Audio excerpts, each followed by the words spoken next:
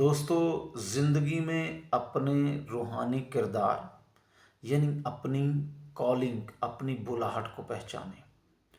بہت زیادہ لوگ کمپلین کرتے ہیں، خدا سے شکوہ شکایت کرنا شروع ہو جاتے ہیں جب ان کو ان کی خواہش کے مطابق ترقی یا چیزیں نہیں ملتی۔ تو میں آپ کو بتانا چاہتا ہوں کہ بائبل مقدس میں غریب لازر کا بھی ذکر ہے، اور ایک ایسے لازر کا بھی ذکر ہے جو غریب نہیں تھا۔ اور اسی طور پرانے عہد نامہ میں خدا کے بندہ بزرگ موسیٰ ایسے نبی تھے کہ جنہوں نے مال و دولت کو، بادشاہت کو ترک کر دیا خدا کی محبت میں، خدا کے نام کی خاطر۔ اور اسی طور پرانے عہد نامہ میں ہمیں ایسے نبی بزرگ سلیمان ملتے ہیں کہ جن کو خدا نے بہت کچھ نوازا۔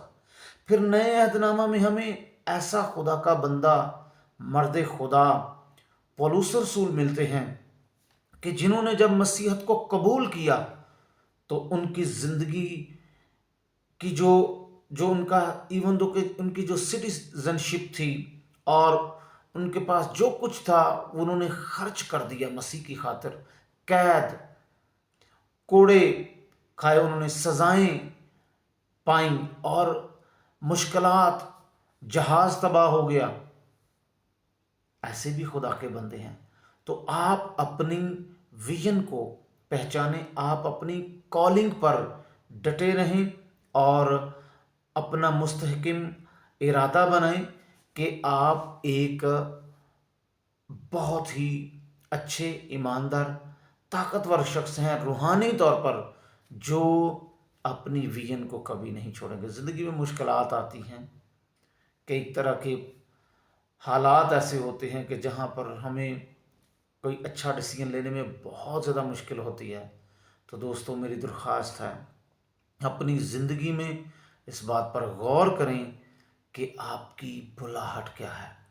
اس بلاہٹ کے مطابق، اب پولس رسول کی جو بلاہٹ تھی اس کے مطابق ان سے سب کچھ لے لیا گیا۔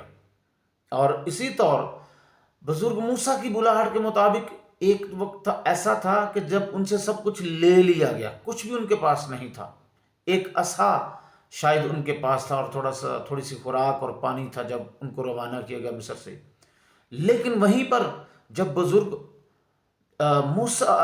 سلیمان کو چنا جاتا ہے تو ان کو بہت کچھ نوازا جاتا ہے۔ پریشان مت ہوں، اپنی رویا کو دیکھیں،